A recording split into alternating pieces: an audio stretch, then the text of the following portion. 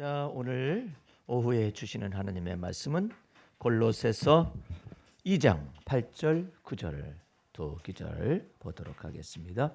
누가 철학과 헛된 속임수로 너희를 노략할까 주의하라. 이것이 사람의 유전과 세상의 초등학문을 쫓음이요 그리스도를 쫓음이 아니니라. 그 안에는 신성의 모든 충만이 육체로 거하지만 보도록 하겠습니다. 공교롭게도 부활절 날 메시지하고 이렇게 공유된 면이 있어서 한편으로는 감사한 생각이 들어갑니다. 누가 철학과라는 이와 같은 철학은 헬라 철학을 이때 당시에 의미하는 것이죠. 골로새서 2장에 있는 철학, 8절에 있는 철학이라는 것은 헬라 철학을, 소위 말해서 영혼 불멸설에 속한 소크라테스, 플라톤을 이어져 내려오는 영혼 불멸설에 속한 거짓 철학을 의미하는 것인데, 그것이나 아니면 헛된 속임수로 너희를 노략할까 주의하라. 헬라 철학에 있어서 육체가 사악하다고 생각하고 그 다음에 또 모든 식물이 악하다고 말했기 때문에 이들은 어떤 형식으로 그러면 이 악한 몸을 벗을 수가 있느냐, 그것을 생각해낸 것이 뭐냐면은, 그러면은 이 악한 몸을 굶어 죽이든지, 그래서 그래가지고 과도한 금욕을 하기 시작하고 과도한 금식을 하기 시작하고, 그 다음에 또 이 몸이 악한 것이 이와 같은 것이 있기 때문에 내 영혼이 지금 죄를 범하는 까닭은 이 육체가 악하기 때문에 내 영혼이 죄를 범하는 것이다라고 영혼 불멸설에 입각한 헬라 철학을 본받아 가지고 복음진리와 혼합한 사람들이 수도사들이 로마 가톨릭 수도사들이나 아니면 초대교회의 일부의 교부들이 그런 생각을 해서 고행을 하고 금욕을 하고 금식을, 이 모든 것도 다 뭐예요? 금식하는 것도 식물은 악하다라는 전제 속에서, 금욕이라는 것도 몸은 육체는 악하다는 전제 속에서 고행은 자기가 죄를 범하게 되잖아요. 그러면 그 죄를 이 육체, 사악한 부패한 이 육이 그랬다 이것이죠. 그래서 자기 육체를 고행띠라는 것이 있어가지고 여기다 수도사들은 채고 다녔다는 거죠. 그래서 그 고행띠에 어떤 사람들은 막 그 쇠붙이를 막 매달아 놓기도 하고, 그렇게 해가지고 탁 때리면서 이 사악한 육체 때문에 내가 죄를 범했노라고 이렇게 막 피를 흘리면서 고행을 하는 거예요. 그렇게 고행을 해도 말을 안 듣잖아요. 그러면 또 금식을 해요. 막 금식할 뿐만 아니라 또 금욕을 하기 시작을 하고, 이런 것을 통해서 거룩함에 다다르거나 의로움에 다다른 열매를 얻고자 원했었던 내용들이 그때 당시에 이와 같은 헛된 속임수와 헬라 철학에 입각한, 즉 영혼 불멸설에 입각한 이 사람들의 거룩함에 다다른 열매를 얻기 위하여, 의로움에 다다른 열매를 얻기 위해서 이렇게 한 거예요. 근데 여러분과 나는 정확하게 여러분과 나의 거룩함이 뭐예요? 내가 거룩한 행실을 한다고 노력을 해서 거룩함이 행실이 지속될 수 있나요? 그게 아니잖아요. 예? 우리의 거룩함은 예수 그리스도이십니다. 예수 그리스도로 말미암아 거룩함을 얻은 것이고 의로움을 얻은 것이고 죄사함의 은총을 받은 것이죠. 그렇죠? 그런데 그와 같은 것을 전체를 얻었어요. 그리스도로 말미암아 얻은 것을 내 속에서 거룩함의 열매, 의로움의 열매, 죄사함 받은 은총의 이 놀라운 깨끗함의 열매들을 지속시키기 위하여서 진리의 성령님이 내 안에 들어오셔서 이제 내가 사는 것이 아니라 그리스도가 내 안에 사시게 하는 방법을 자꾸 가르치는 거예요. 그런데 그것을 반대 방향으로 가지 말라 이 말이에요. 자기가 육체가 악하다고 해가지고 금욕을 하거나 고행을 하거나 이러지 말라고. 제가 누차 금욕과 고행과 과도한 금식을 하는 사람, 수도사들에 대한 그 허무맹랑한 그런 거짓말이나 헛된 속임수에서 이야기한 적이 있었죠. 예? 그래가지고 이 사람들은 밥을 안 먹어. 식사를 안 해. 예. 식사를 안 하고 그냥 이게 금욕적인 생활을 하고 금식하는 그 생활을 하면 할수록 뭐가 될 수 있냐면 성자가 될 수가 있어요. 그래서 수도사들은 먹는 것이라는 것은 겨우 감자만을 먹었어요. 그 감자를 먹으면서도 이 감자를 먹는 이 송충이야 버러지야 자기를 향하여서, 왜 그것마저도 먹어야 살겠니? 하면서 자기를 그렇게 학대를 하는 거예요. 그럼 먹지 말든지 그러면. 근데 아무것도 먹으면서도 왜 자기를 갖다가 그렇게 학대를 하느냐 말이에요. 그런 것들을 통하여서 어느 반열에 오르게 되었냐면 성인의 반열에 오른 거예요. 왜? 다른 사람도 못하는데 하잖아요. 내가 만약에 여러분들 속에서 그렇게 금욕으로 단련되고 고행으로 단련되고 금식으로 단련돼 가지고 내가 이처럼 경건한 생활을 지속하고 있는 목사가 됐다 그러잖아요. 나는 분명히 여러분들 거룩함을 얻었고 죄사함을 얻었고 의롭다함을 받았고 하나님 자녀가 되는 권세를 받았다면 그에 합당한 생활을 살아야 하지 않겠습니까? 살기 위해서는 어떻게 해요? 우리 속에서 유혹이 있잖아요. 제거시키기 위해서 여러분들 척띠를 딱 뽑아가지고 고행띠를 가지고 자기를 패세요. 때리세요. 네? 죄악의 정력이 끌어올리면 자기를 막 때리세요. 막 때리세요. 피가 나도록 때리세요. 그렇게 하면 그 사람 따라가는 거예요. 그 목기자를 따라가는 거라니까. 금식으로 막 단련이 되잖아요. 그러면 무조건 금식하라고 그래요. 다 금식하라고. 여러분들은 그런 사역자를 안 만나고 진리 안에서 자유를 얻은 사역자를 만나서 다행이지, 금욕과 금식으로 만약에 단련된 사역자가 있잖아요. 그 사람은 그것만 얘기해요. 금식은 만사 형통이에요. 왜 금식이 만사 형통일까? 주 예수 그리스도를 믿는 믿음 안에서 주님께서 형통케 하시는 것인데 그냥 그 금식이 다 만사 형통이란 말이에요. 그래가지고 그냥 금식 기도원이 한때는 그냥 전체를 막. 근데 금식 기도원 하다 보니까 운영이 안 되네 기도원이. 에이 금식자 빼버리. 뭐 하는 사람들이에요? 예?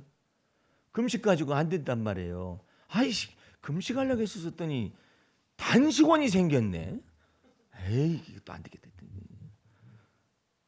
뭐 이런저런 이유로 해가지고 그렇게 행동을 해요. 근데 주님께서는 이 땅에 오셔가지고 매일 먹고 마시고 말이에요. 놀고 다니잖아요.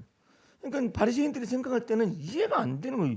이 사람이 도대체 누구길래 맨날 먹고 마시고 포도주를 고기를 탐하고 포도주를 마시며 먹고 마시는 것에 아주 그런 사람들을 보이는 거예요. 어떤 사람이 볼 때는 바리새인은 정기적인 금식을 했잖아요.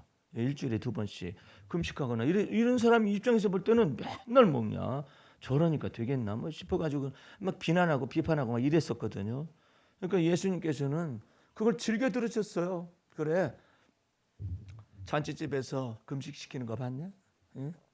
신랑이 이처럼 임하셨으면 그게 잔치집에서 금식하는 거 봤느냐고 하면서 신랑이 이렇게 임하셨다고 말씀하시듯이 이렇게 비유를 잔치집을 비유를 하면서 그리스도께서 오셨을 동안에 빛 가운데 있으니까 빛이 있을 동안에 어두움에 붙잡히지 않게 하라고. 여러분들 속에서 그러면 목사님 성령께서 마음속에 감동을 주는 금식이 있을까요? 있어요.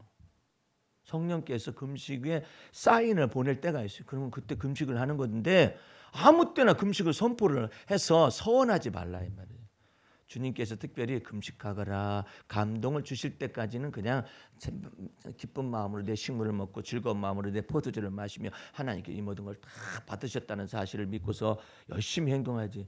특별히 육체적인 노동을 하는 사람이 있어요. 자기가 막 금식 명령을 내리고 막 죽으라고 막 힘든 거야. 누가 금식을 만들어가지고 사람을 이렇게 힘들게 하는? 지가 만들어가지고 자기가 만들어가지고. 예? 금식하지 아니하면은 막 꺼림칙한 사람도 있어요.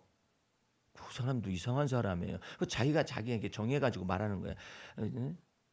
내가 아는 목사님, 유명한 목사님 얘기했죠. 대전에 있는 목사님 아직도 살아있는지 몰라. 40일 금식을 19번 했대. 19번 하고 난 다음에 나를 만났어요. 목사님, 내가 뭐라고 말도 안 했거든요. 목사님, 저는 40일 금식을 해봤습니다. 아 그래요? 난 40일 금식 안 했기 때문에 40일 금식을 해보셨어요? 그랬더니 예. 내가 묻지도 않았는데 40일 금식을 19번 해봤습니다. 한 번도 아니고 40일 금식을 19번을 해. 아니 근데 어떻게 생존하셨습니다. 뭐 하나님의 은혜로 이렇게 생존하셨습니다. 고민이 있다는 거야. 근데 왜 이 혈기가 안 잡힙니까? 그 혈기 잡으시려고 금식하셨어요? 아예 그냥 벗지 육체를 벗어. 그러면 자유함을 얻을 테니까 금식하지 말고 그냥 죽어. 그냥 가서 죽으면 될 거 아니야. 죽고 싶어도 죽지 못하는 이 목숨을 어떻게 하면 좋겠습니까? 금식해가지고 어떻게 혈기를 잡으려고 그래요? 예? 죄와 사망의 법에서 우리를 해방시키는 것은 성령의 생명의 법이신 그 그리스도 안에서 성령의 생명의 법으로 해방시킨다고 했는데 그럼 어떡합니까? 근데 물어보고 싶은데 40일 금식기도 하면은 한 20일쯤 가면 어떻습니까? 그 경지를 모르니까 20일쯤 가면 어떻습니까? 그때는 아무것도 할 수가 없대요. 그럼 어떻게 살아요? 그때는 오직 말씀으로 사는 거예요. 오직 말씀. 먹을 거 없으니까 말씀 읽겠지. 근데 오직 말씀을. 그러고 난 다음에 금식 끝나고 난 다음에는 어떻게 혈기가 어떻습니까? 그랬더니 혈기가 말끔하게 없어지죠.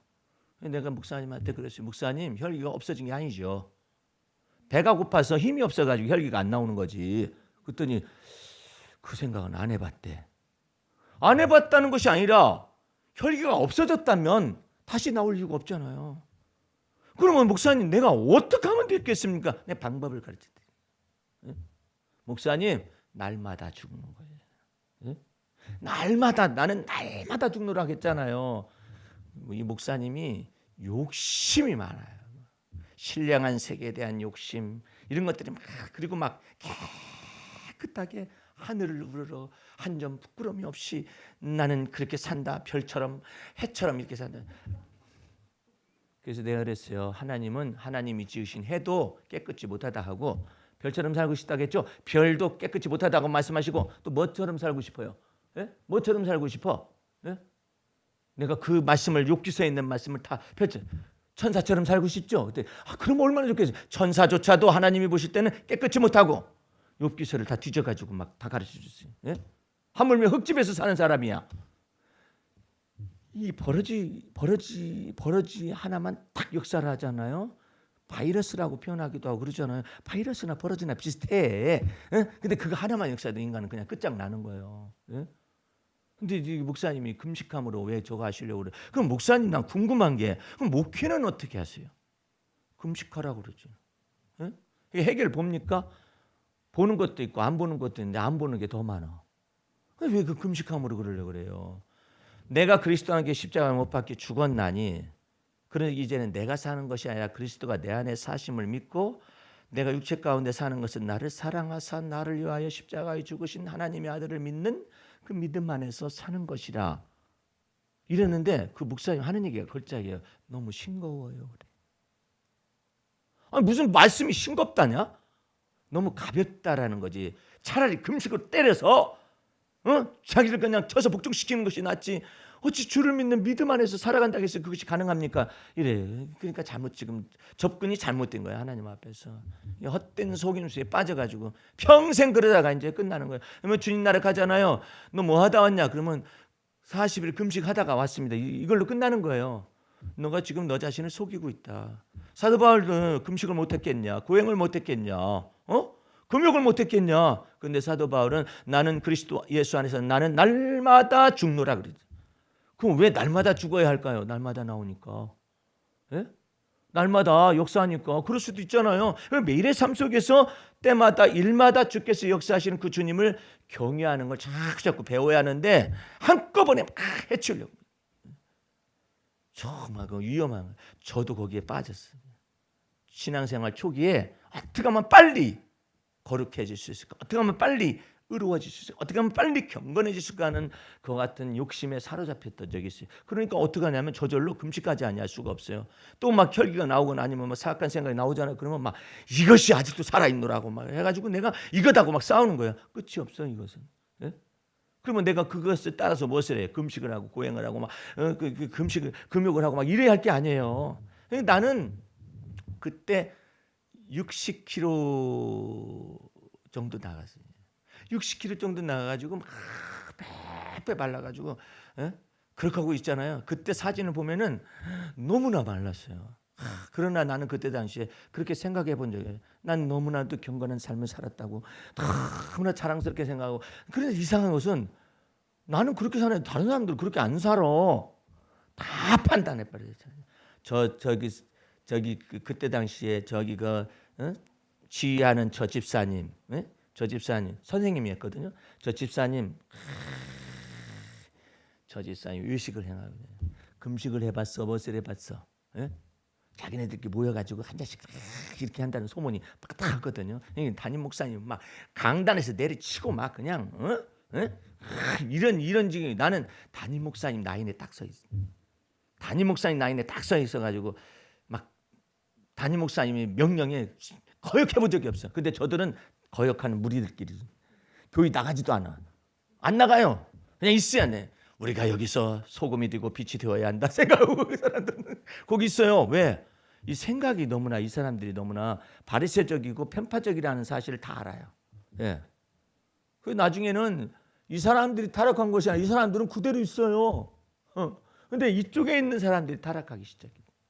어디서 타락했느냐? 목사님하고 사모님이 타락해요. 사모님이 교회 건축을 해서 낙찰계를 그냥 막 만들어가지고 자기 것도 아닌데 몇 개를 막 집어 넣어놓고 막 이것이 막 다 들통이 나가지고 교회가 난리가 났어요. 의식이지. 저쪽에 있는 사람들이 볼 때는 뭐 하는 사람들인가, 경건한 무리인 줄 알았더니 뭐 별로네 이런 생각 때문에 교회가 막 반쪽.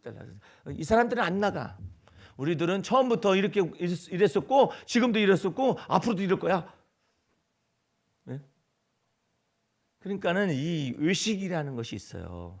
그래서 여러분들 스스로가 거룩해지려고 하는 것이 아니라 예수를 믿는 믿음으로 살아가야 하는 거예요. 그냥 살아가세요. 그러니까 여러분들이 막 판단의 눈초리가 많을 때는 저기 공무원은 그럼 뭐냐?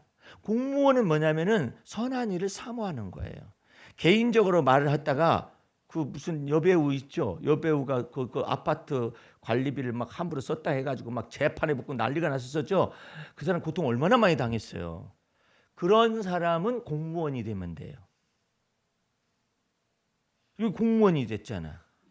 공무원은 공무를 집행할 수 있어요. 그래서 합법적이 되는 거예요. 그러나 개인은 안 되는 거야. 그 여자 정말 안 됐더라고. 그 여자는 굉장히 의로운 여자라고요. 그런데 막 고소를 당하고 막 이런 일들이 발생하고 그랬잖아요. 불의가 개인적으로 을을 추구하는 사람을 갖다가 힘들게 만들고 이런 경우가 있었잖아요. 그러나 공무원이 딱 돼보세요. 공무원이 되면은 법을 집행할 수 있는 그 같은 권한이 딱 따라붙잖아요. 그래서 자기 자신이 하는 것이 아니라 공무를 집행하고 있게 되는 것이죠. 그러니까 그런 면에 있어서 옳은 것이죠. 여기 우리가 살고 있는 이 지역 자체 내에서도 귀에 걸면 귀걸이고 코에 걸면 코걸이가 되는 법들을 시행을 하고 있어요. 예. 묘하게 돌아갑니다. 그래서 선거철만 되면 옵니다. 우리 저기에 목사님들 모임, 테니스 모임에 다 와요. 더군다나 내가 소속되어 있는 목사님들 모임 말고 여기 별내 거기에는요 250명이 현재 회원으로 되어 있어요. 250명이면 압력 단체입니다. 저기 출마하는 사람이 와서 인사할 때 되니까 명함 돌리는 때가 됐나 보죠. 막 인사하고 뭐 그러고 있어요. 예. 그러면서 자기를 막 소개하고 그러거든요.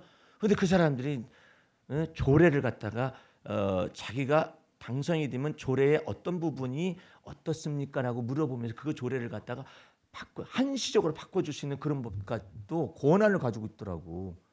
그래가지고 우리가 테니스 치고 있는 거기는 밭이었었어요. 밭이었는데 사회체육시설로 딱 바뀐 거야. 1000평이. 더군다나 길가 옆에 있었거든요. 그러니까 이 밭이 이게 임야거든. 전답이 답이잖아요. 근데 이 답이 저걸 바뀐 거예요. 사회체육시설로 바뀐 거예요. 그것은 될 수 없는 것이거든요. 그런데 한시적으로 딱 바꿔준 거예요. 그래서 그 한시적인 것이 여기에는 적용이 되기 때문에 나도 막 이제 밭 같은 걸 사가지고 한시적으로 주민들을 위한 체육시설로 하고 그 다음에 저걸 짓는 거예요. 체육시설을 관리동이 있잖아요. 관리동 거기는 쓰지도 않아요. 그 교회는 뭐 하도 뭐 큰 교회가 돼가지고 쓰지도 않아. 그냥 내팽개치고 있어요. 예. 그러니까 거기 있는 분이 나한테 그러는 거예요. 목사님 비싼 데다가 건축하려고 하지 마시고 밭 사시고 난 다음에 거기다가 체육시설을 이렇게 형질 변경을 시켜가지고 요청을 하세요. 그래가지고 관리동 지어주시고 거기서 주일날만 예배 드리세요. 예. 그러면서 평일에는 이제 저 체육시설로 쓰라는 것이죠. 예, 그런 면이 있어요. 예?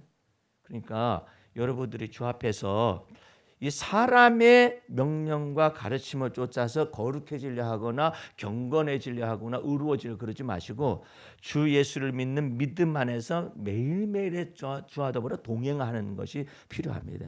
욕심내지 마시고 매일매일을 주와 더불어 동행하는 것이 필요해요. 때마다 일마다 범사의 하나님을 인정하는 것. 내가 여러분한테 신앙생활이 어렵다고 아직 생각하는 사람은 아직까지도 자기 나름대로의 방법을 가지고 신앙생활을 하기 때문에 어려운 거예요.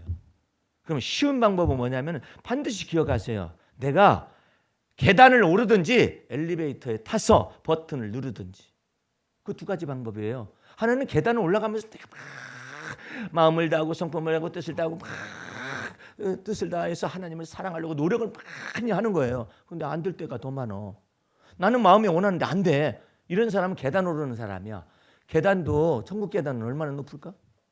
예? 올라가다 말겠지 뭐.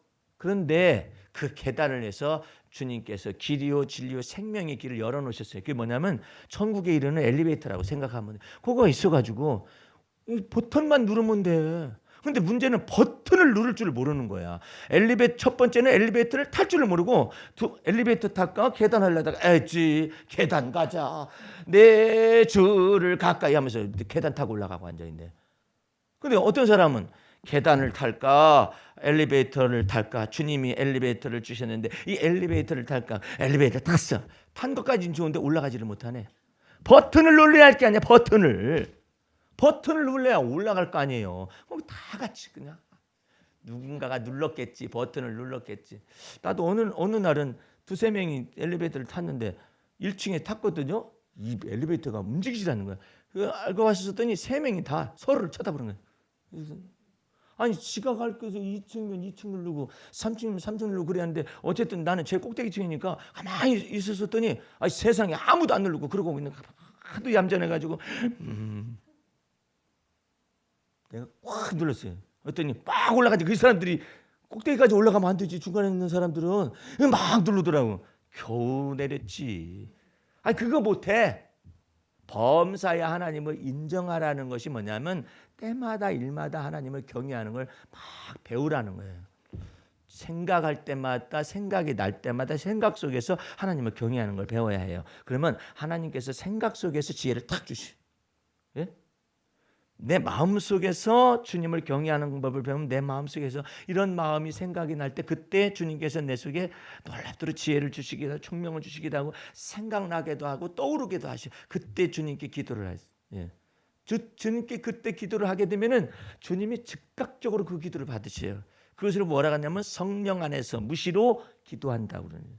여러분들은 내가 생각나거나 내가 여러분 생각날 때마다 그때마다 주님 앞에 운전하다가 하든 뭐 부엌살림을 하든 뭐 어디 가든 때마다 일마다 주님께서 감동 주시는 것을 쫓아서 아차 그랬습니다. 에이 잘 지내겠지 이러지 말고 주여 목사님에게 성령 충만함을 주세요. 잘 모르면 뭐 그거 하면 되죠. 아 주여 어떤 성도님에게 뭐가 필요합니다. 주님 축복해 주세요. 그 길을 좀 열어주세요.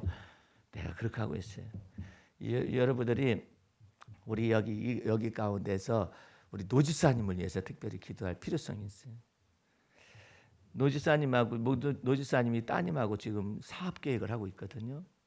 근데 그 사업 계획을 하는 것이 이게 구제인데 이 구제라는 것은 구제 사업을 말하는 게 아니에요. 구제 사업이란 말은 똑같아요. 그런데 헌옷 있잖아요. 헌옷을 새것 같은 헌옷을 이것을 가지고 다 수집을 해가지고 재판매를 하는 것이죠. 근데 내가 아는 사람은 일본에서 전부 다 구제를 가져와요. 메이커들이 쫙 있죠. 근데 그것을 걸어놓고 파는데 이게 보통 장사가 아니에요. 근데 이 구제의 길을 딱 우리가 볼 때는 아파트에 뭐 헌옷 수거함 있어가지고 막 가져가잖아요. 그 사람들 아파트하고 계약을 맺어가지고 가져가는데 한 번은 이제 내 어머님이 옷을 처리를 하기 위해서 상당히 있길래 내가 전화를 걸었어요. 이 옷을 이러는데 뭐 옷 가지러 오시겠습니까? 그랬더니 얼마나 되어 있는데요?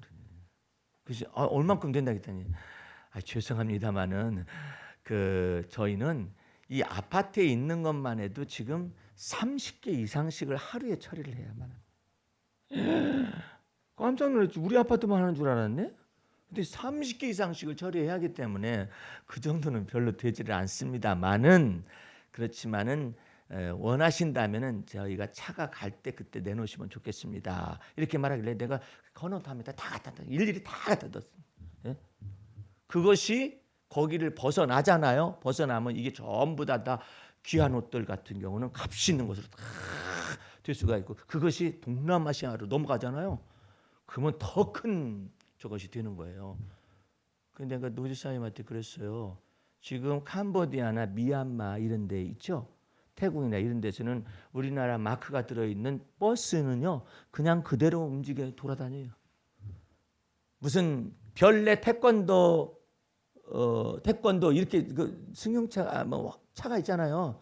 애들 싣고 다니는 차가 있잖아요. 그거 그대로 쓰는 것을 명예롭게 생각합니다. 왜? 한류라고 생각을 해요. 한류 중고차도 오고 거기에 또 뭐가 있냐면 한류 중고 헌옷들이 막 오는 거예요. 그 사람들 중에는 막 매달고 다니고 그런 것들에 관해서 막 자부심을 가지고 그런 나라도 있잖아요.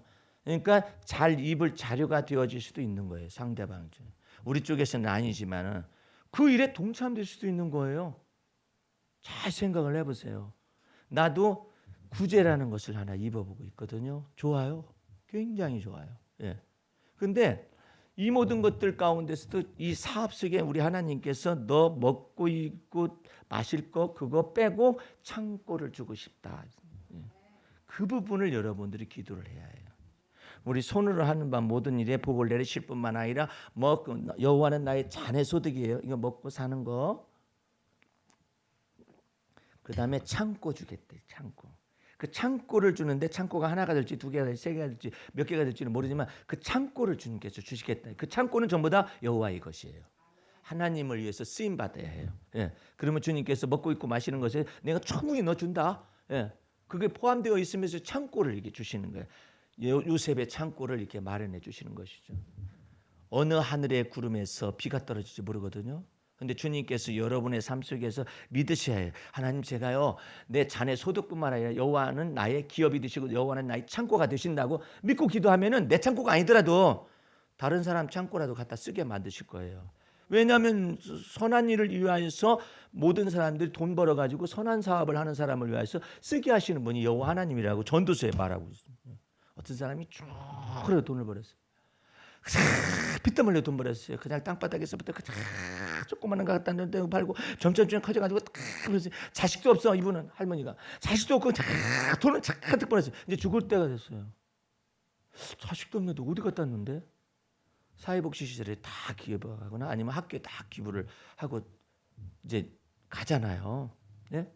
가는데 성경에는 뭐라고 쓰여져 있느냐면은 선한 일을 사모하는 자를 위하여 이와 같은 사람들은 쌓아가지고 돈을 저축하게 하고 난 다음에 하나님이 선한 일을 사모하는 자를 위하여 이들의 돈을 옮긴다고 그랬다.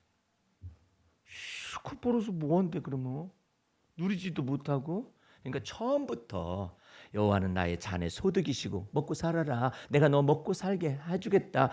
더구 거기에다가 창고를 구하라 말이에요. 그것을 여러분들이 지금 어느 때 내 생애 속에 어떻게 역사 그렇게만 생각하면 안 돼요. 내 생애 속에 역사한다라는 생각만 하는 것이 아니라 내가 그렇게 주님 앞에서 믿고 열어놓고 막 기도하고 있잖아요. 그러면 다른 사람들이 이와 같은 기도를 받아가지고 역사를 하든지 아니면 받아가지고 내가 동참하든지 주님께서 내게 안 주시더라도 다른 사람이 창고에 동참하게 하시든지 여러분들은 하나님의 크고 위대하심에 대해서 이 마음을 열어놓으시기 바랍니다. 어떨 때 그런 생각해요. 아유, 내 발걸음이 뭐 어느 정도 미치겠다고 시베리아 루트나 중앙아시아 신실크로드나 아니면 저 히말라야 루트에 내 발이 서겠는가 이런 생각이 들어갈 수도 있잖아요. 그런데 그런 생각이 들어갈 때 이렇게 생각하세요. 그러나 나는 나에 대하여서 내가 나를 판단하지 않는다. 나를 판단하실 분은 오직 주님이시고 할렐루야. 내 발을 거기에 서게 하시기를 주께서 원하신다면 나를 거기다가 세우실 것이다. 나에 대하여서는 내가 작을지 몰라도 내 안에 거하신 그리스도에 관하여서는 내게 능력 주시는 자 안에서 모든 것을 할 수 있다라고 열어놓는다. 하나님은 갖지 못한 것이 없어요. 우리는 제한이 있어요. 내가 제한이 있다고 해서 하나님이 내 속에서 모든 것을 제한을 둘 필요는 없어요. 나는 제한이 있다 할지라도 하나님은 광대무변하신 분이시죠. 그 하나님이 광대하십니다라고 믿었었던 목동이 하나 있었어요. 8명의 그 형들이 있었는데 아니 아들만 8일까? 복잡다단하네. 김재동이라는 가수가 있어요. 누이만 그렇게 7명이나 돼. 누님아. 결혼이 안 돼. 근데 이게 지금 다윗의 가문은 형들만 1급이야. 자기가 8번째야. 아이고 이게 도대체 가난하고 또 이 가난한 이 집안 속에서 재앙이 얼마나 많아요. 그런데 다윗은 언제나 나는 가난하고 궁핍하지만 주 여호와는 광대하시다라고 하나님을 찬양하고 믿고 있는 거예요. 그러니까 여러분들이 작다해가지고 하나님을 작다라고 생각할 필요는 없어요. 나는 작은데 내 속에 거하시는 주님은 크고 위대하신 분이십니다라고 믿으면 하나님께서 그 찬양을 받으시고 네가 나를 인정했고 네가 나를 인정했으므로 내가 너를 크게 할 것이며 내가 너를 영화롭게 하리라. 그러니까 적어도 혼자 생각하세요. 내 속에 있는 작은 자아가 에이그 나는 뭐 그런 꿈 같은 거 꿀 필요가 없어. 그 꿈 꿀 수가 없는 처지이고 그런 형편과 사정이라 할지라도 내 속에 거하시는 주님은 전지전능하신 분이심을 저는 믿습니다. 주님은 내 안에서 광대하심을 믿습니다. 그것이 바로 9절 말씀이에요. 9절. 그 안에는 신성의 모든 충만이 육체로 거하시고 너희도 그 안에서 충만해졌으니 할렐루야. 그러니까 주님 앞에서 여러분들 적어도 자기 자신이 작은 것은 갖다가 하나님도 그럴 것이라고 대입을 똑같이 하면 안 돼요. 나는 주님 이렇게 생각이 좁아요. 생각이 좁고 바라보는 안목도 좁지만은 내 안에 거하시는 주님이 광대하심을 저는 마음에 믿습니다.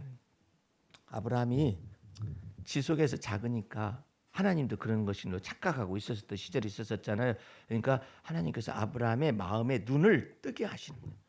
여러분들 내 속은 좁을 수 있지만 마음의 눈은 얼마든지 주님께 믿음의 주여 온전케 하시는 예수를 바라볼 수는 있잖아요.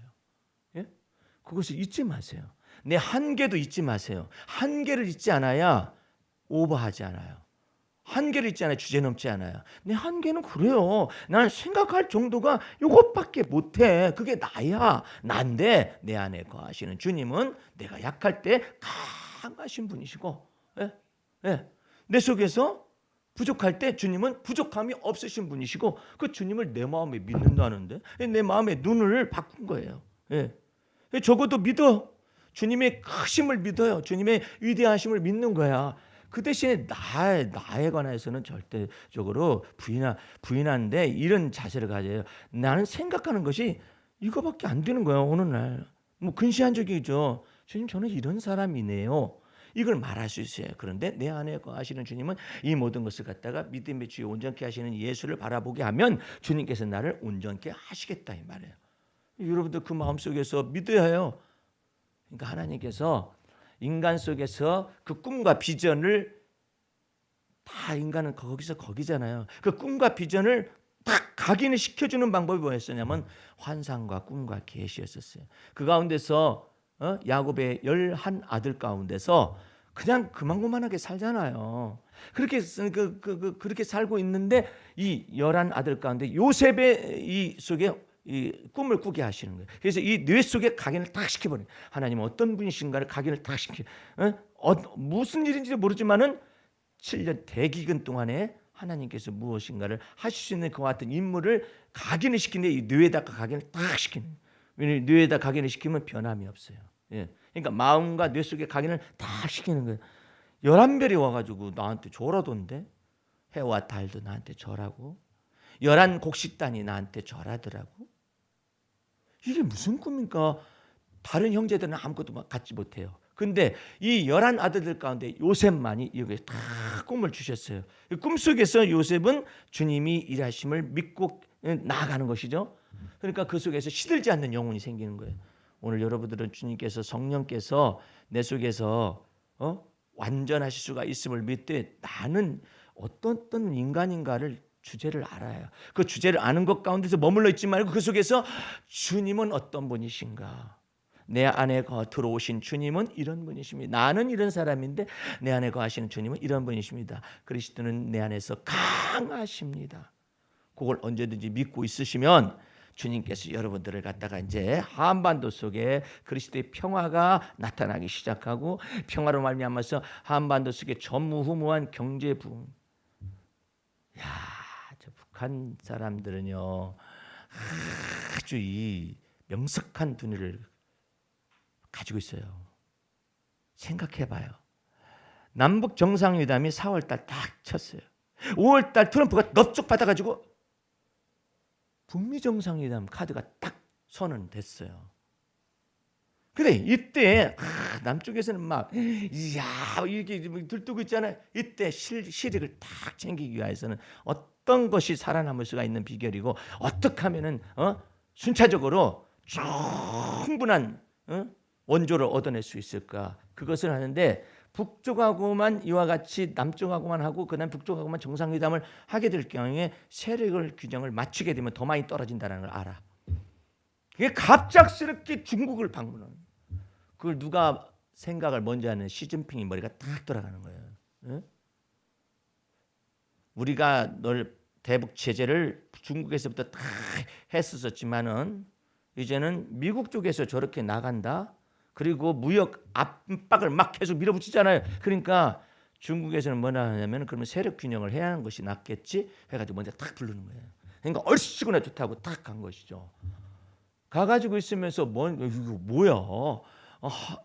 남북 정상회담이 있기 전에 곧바로 북미 정상이 있기 전에 북중 정상회담이 탁 이제 러시아로 갑니다. 이제 사절단이 분명히 갑니다. 러시아로 가고 일본은 다 팽식해버립니다. 근데 그게 뭐 때문에 그래요? 핵 비핵화 협상은 한 번에 하지만은 타결되지만 타결된 것 가운데서 단계적인 조치를 통해서 보상이라는 걸 충분히 받아내서 자기네들도 살아남겠다라는 거예요. 글쎄요, 이것이 저들만의 꾀일까요? 지략일까요? 네? 하나님께서 그리스도의 평화가 이 한반도 속에 비핵화라는 전제 속에서 다 들어오고 그 속에서 전무후무한 경제 부흥과 발전이 나타나기 위해서 어떤 일들이 벌어져야 하는 것을 우리는 잘 몰라요. 예. 근데 하나님께서는 그 계획을 치밀하게 어쨌든 진행을 시키고 있어요. 무엇을 위해서? 전 세계의 복음화를 위하여서 그리스도의 복음의 말씀이 땅끝까지 다다르게 하기 위해서 시베리아 루트, 신시크 로드, 그다음에 히말라야 루트까지 가게 하시기 위해서 모든 정사와 권세의 머리가 되시는 그리스도께서 이 모든 것을 다 진행을 시켜 가실 거예요. 그래가지고 여러 설들이 많아요. 막 그냥 저 리비아식으로 한 방에 그냥 막 다 때려 부시고 난 다음에 원조를 해줘야 한다. 이라는 다 단계적이었잖아요. 이런 것 가운데서 말을 안 듣는다. 뭐 이런 것들이 있는데 다 실험해본 거잖아요. 다 실험해본 것 속에서 가장 좋은 절충안을 미국과 러시아와 중국과 일본과 남과 북이 합해져 가지고 가장 좋은 절충안을 찾아내면서 하나님은 하나님의 주권 속에서 하나님이 높아지시고 하나님께서 영광 받으시는 그 길로 가게 하실 거예요. 그러니까 사람들은 논의를 할 거예요. 막 이런 논의다고 저는 논의해라 이거야. 그 모든 논의를 하는 것 가운데서 주님께서 가장 좋은 길을 우리 주님께서 여셔가지고 어쨌든 세계 선교를 위해서 땅끝까지 복음이 증거되기 위해서 주님이 일하실 거예요. 그런 의미에서 9절 말씀을 다시 봅니다. 그 안에는 신성의 모든 충만이 육체로 거하시고 너희도 그리스도 안에서 충만해졌으니 이걸 믿으셔야 해요. 그리스도가 내 안에 들어오신 목적은 그리스도가 우리 안에 충만해지기까지 우리 속을 떠나지 않으셔요. 충만해졌으니 그는 모든 그 다음에 규절이 중요한 거예요. 정사와 권세의 머리시라. 할렐루야. 미국에서 떠들고 중국에서 떠들고 러시아에서 떠들고 일본에서 떠들고 남과 북에서 이런 것 같이 아무리 정사와 권세를 가지고 막 타협을 보고 막 다 한다지라도 최후로 그 정사와 권세의 머리가 되시는 분은 그리스도 예수십니다. 그분이 그분의 뜻을 위하여서 하늘의 뜻이 하늘에서 이루어진 것처럼 땅에서 이루어지기 위해서 이 동북아시아의 극동아시아의 이와 같은 긴장과 이 모든 것들을 다 풀어제치시고 그리스도의 평화가 나타나가지고 그리스도의 복음의 말씀이 경제적인 대부흥을 통해서 다 전달되게 하기 위하여서 무역과 이익을 자기를 위하여 쌓아두지 않냐고 하나님 앞에 서 있는 사람들의 잘 입을 자료, 잘 먹을 자료를 만드시기 위해서 피난처 만드시기 위해서 주께서 역사하실 거예요. 이 놀라운 일들을 위하여서 여러분들은 같이 기도하고 꿈을 나누다 보면은 어느새 내가 바로 그 믿음으로 기도했던 그 자리에 내 발을, 여러분의 발을 서게 하실 줄로 믿습니다. 그 은혜 가운데서 정사와 권세의 머리가 되신 그리스도 예수로 충만하시기를 주의 이름으로 축원합니다. 기도하겠습니다. 우리 하나님 아버지 감사합니다. 오늘도 이처럼 좋은 날, 주의 날, 이처럼 말씀을 듣게 하시고 환상과 계시 가운데서 주님 꿈을 주심을 감사합니다. 온전히 우리의 생에 다가도록 인도하시는 주님의 은총을 본받아 매일매일 저와 더불어 동행하게 도와주옵소서. 지금은 우리 구주 예수 그리스도의 은혜와 하나님 아버지의 근원하신 사랑과 성령의 감화 감동 인도 보호하심이 오늘 말씀을 듣고 한 주간을 살아가며 주의 은혜의 날개 그늘 아래서 날마다 때를 따라 돕는 은혜를 경험하며 살아가기를 원하는 성도들 머리 위에 지금부터 영원까지 함께 하시옵기를 간절히 축원하옵나이다. 아멘. 할렐루야.